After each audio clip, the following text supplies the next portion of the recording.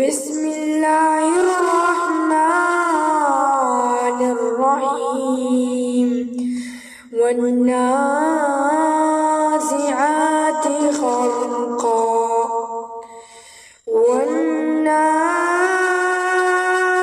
والناشطات نشطا والسابحات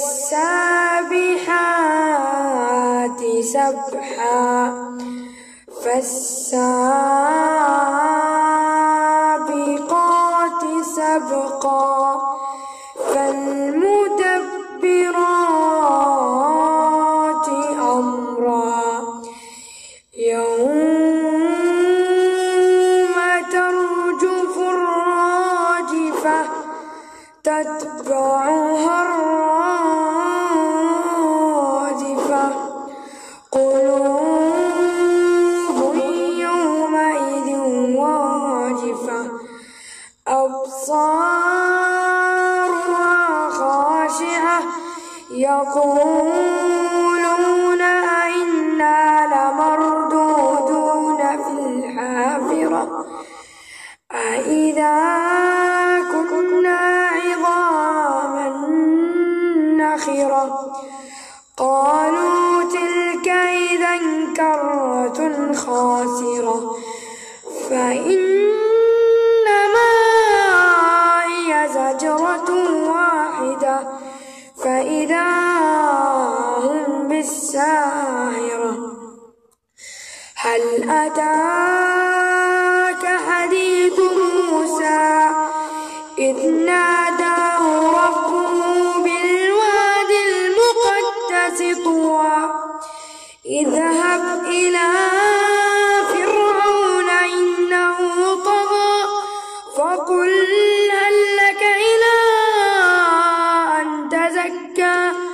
وأهديك إلى ربك فتخشى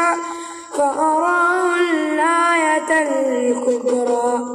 فكذب وعصى ثم أدبر يسعى فحشر فنادى فقال أنا ربكم الأعلى فأخذه الله نكال الآخرة والأولى إن في ذلك لعبرة لمن يخشى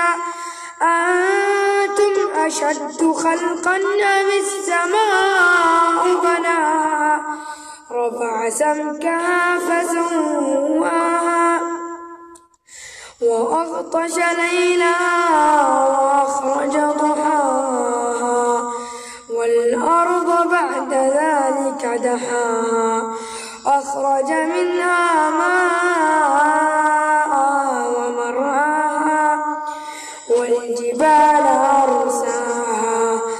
متاعا لكم ولأنعامكم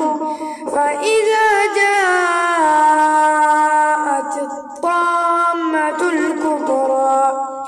يوم يتذكر الإنسان ما سعى وبرزت الجحيم لمن يرى فأما من طغى وآثر الحياة الدنيا فإن الجحيم هي المأوى وأما من خاف مقام ربه ونهى النفس عن الهوى فإن الجنة هي المأوى يسألونك عن الساعة أيان مرساها فيما أنت من ذكراها إلى